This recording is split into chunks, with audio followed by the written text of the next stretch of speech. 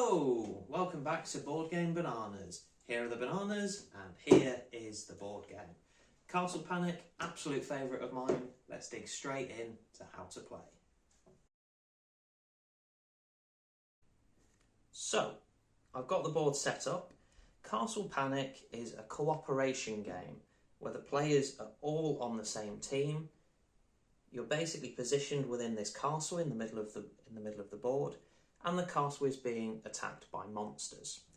The monsters are trying to destroy these 6 towers, and your job as a team is to kill all of the monsters. And when I say all of the monsters, I don't just mean the 6 that start on the board, I also mean this massive pile of 49 monsters in total.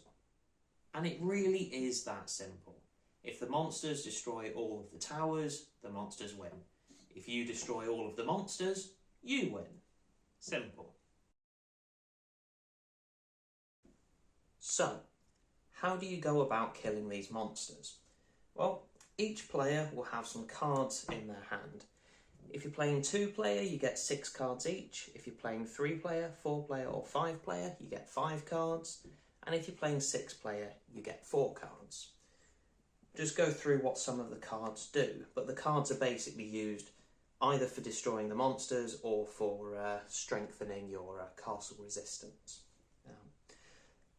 Very briefly, I'll just explain how the board itself works. You'll notice it's divided into 3 different colour segments. So you've got a red segment, a blue segment and a green segment closest to me. Also, you'll notice the board is divided into rings. So you've got the forest ring on the outside, then it's the archer ring, then the knight, and then the swordsman ring closest to the castle. And then you've also got a castle ring inside. You definitely don't want monsters getting stuck inside your castle, then they can do some real damage.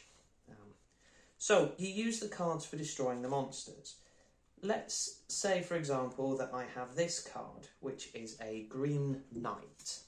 This basically means, because the board is divided into colour segments, I can attack any monster in the green section of the knight ring. So if there was a monster in this part of the board or in this part of the board, I would be able to attack it with a green knight. Similarly, if I had this card, which is a blue archer, I could attack any monster in the blue side of the board within the archer ring, which is good because there's actually 2 monsters in there already. So that would be a very useful card to have. Then there are other cards. For example, this is an any colour swordsman. So this means that I can attack somebody in the swordsman ring, which is closest to the castle, and any colour is quite self-explanatory. I can do it whether they're in the blue, the red or the green colour segments. Also, there are cards, for example, a green hero. And the green hero, it actually says it on the card what it can do. You can hit a monster that is in, obviously, the green segment of the board, and it could be in any of the swordsman, the knight or the archer ring. Not quite the forest, but that's a bit more flexible than, you know, the green knight that we had earlier, for example. Those are the most basic kind of cards. It's a colour and a ring, and then it could be any colour within a certain ring, or it could be any ring except forest within a certain colour. There are also these purple cards which are special, as it says on the card. There are 7 of these in the deck. Each one of them has its own unique power, which I won't go into right away. It usually explains them pretty well on the card I found. This one, for example, Tar. So it says place the Tar token, which is this guy, on one monster. That monster does not move this turn. So I could put the Tar on any monster at all on the board. I'm going to go this one because it's closest. And then at the end of the go, which I'll get to in a minute, all of the monsters move except the one with the Tar. So yeah, there are special cards which have sort of special powers. They're slightly purple and it says the word special on them down at the bottom. Other cards that are very important to know about, for example, the brick and the mortar. Again, it's quite self-explanatory what it says on the card. You need a brick and you need a mortar to rebuild these walls. The castle starts out being protected by 6 walls, so a wall on either side. For reasons that I'll get into in a minute, monsters could actually start destroying a wall. You then play a brick and a mortar together to rebuild the wall and to structure your defence a little bit better. Note, the brick and the mortar only rebuild walls. You cannot rebuild towers once they've been knocked down. So once one of your 6 towers is gone, then it's gone. There's no way of rebuilding that. And when all 6 of them are gone, then you have been defeated.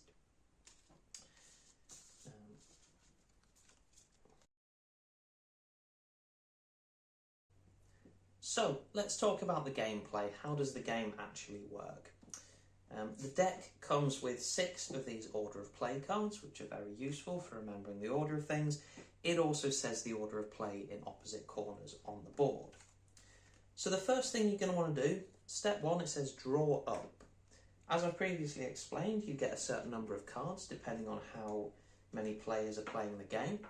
In this case, I'm going to simulate that there are 2 players playing, which means I would get 6 cards. So step 1, draw up until I have 6 cards.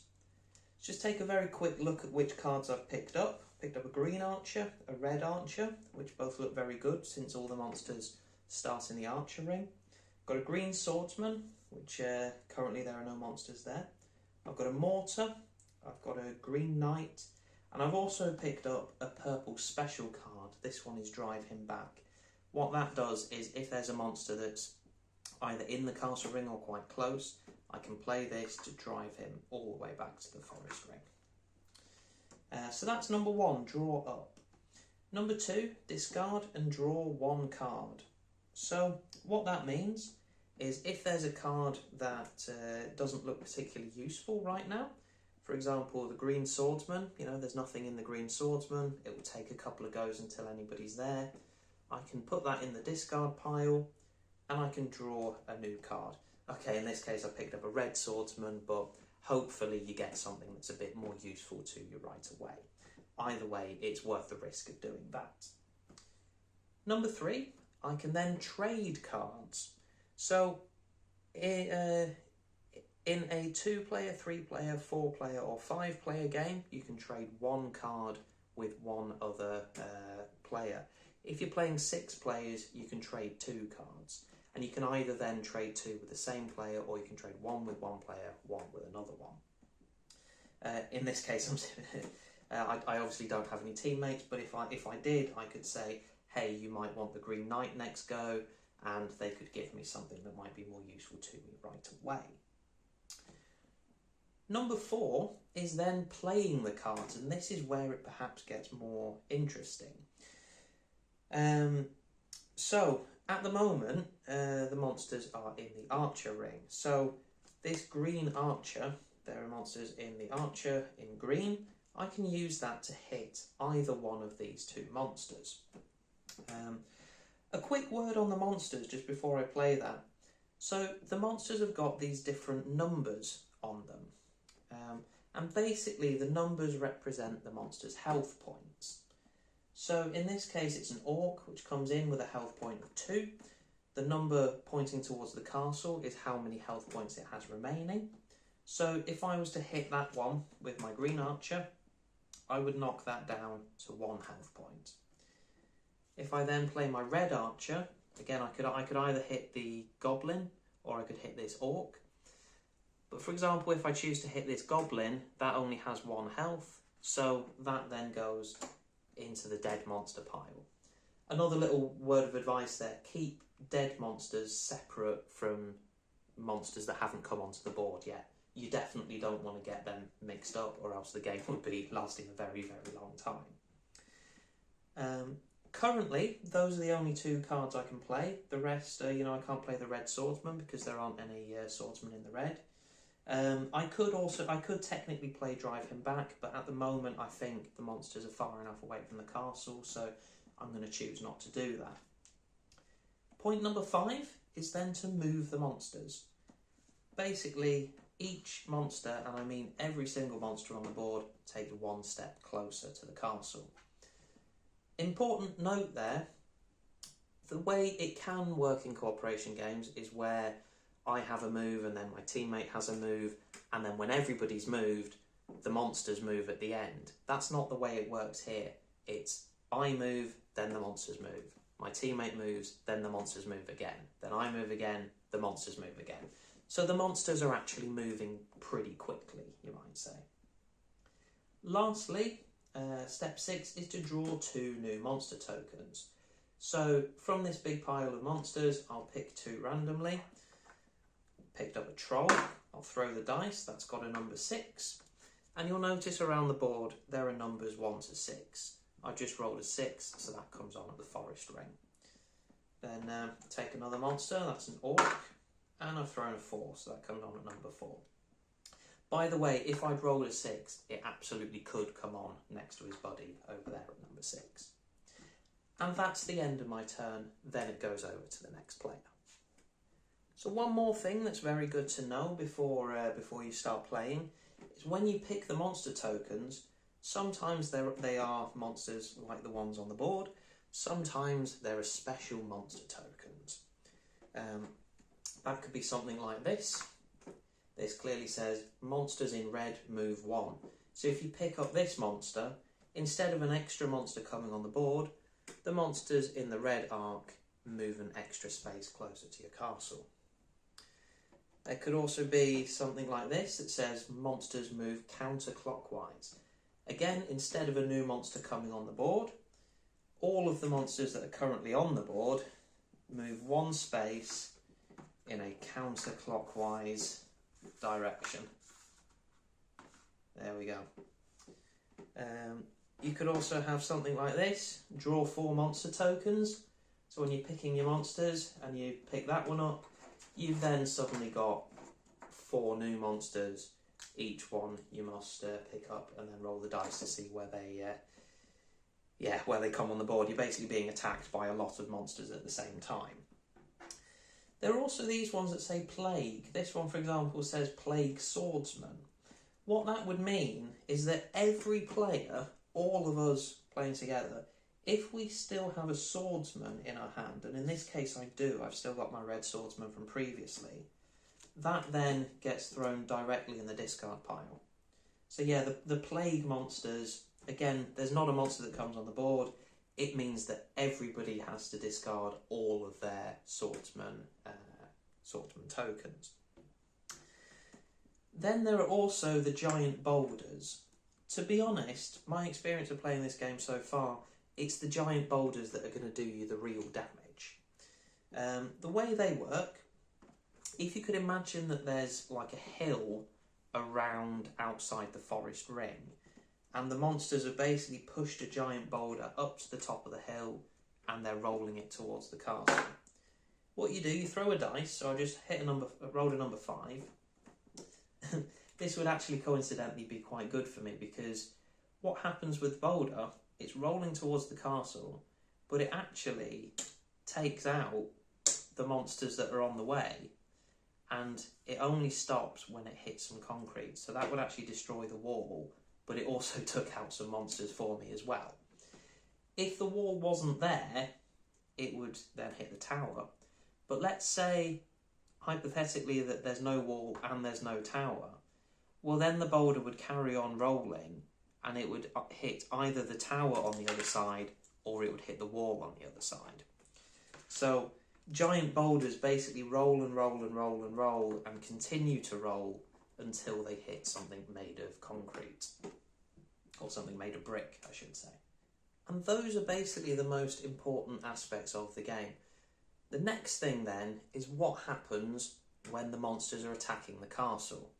So let's say I've just finished a turn, I've just finished number 4, play cards, and the board looks like this, and it's about time to move the monsters. Again, most of these just take another step inwards, but you'll notice this guy, this orc, is already in the swordsman ring when it's time for move monsters. What he then does is he destroys the wall, that's now dead, and in doing so he takes 1 point of health damage. Next go, if he is still there, if I or one of my teammates isn't able to kill off that monster, then he would then destroy this tower, and also in doing so, because he's only on 1 health, he would then destroy himself. Hypothetically, let's say he manages to get into the castle and he still has health, and he's just destroyed my tower and he's not yet dead. What he would then do is work in a clockwise direction. So then the next go, if we still haven't been able to attack him or to move him out, he would then destroy the next tower clockwise, and in that case take 1 point of health damage, which in this case would in fact destroy him. When you get monsters inside the castle circle, they can really do a lot of damage because there's not many cards at all that can do damage, that can affect monsters inside the castle ring. So you really, really, really want to avoid that from happening. Lastly, I should say there are also some boss monsters. It says there are 4 of them, and it says what they do on one of the corners of the board. Basically, for example, at Goblin King, when this guy comes onto the board, he brings 3 new monster tokens with him. And then there are other ones that would give health points back to the existing monsters and that kind of thing. So some of them look a little bit different, and that's because they have special powers. And that's the gist of the game. If you have any further questions, don't hesitate to write in the comment box. I've got my review coming of the game very shortly, but I mean, I've started this video by saying what a great game it is. Not without its flaws though, so check that video out as well. But yeah, enjoy, thank you for watching. This has been Board Game Bananas.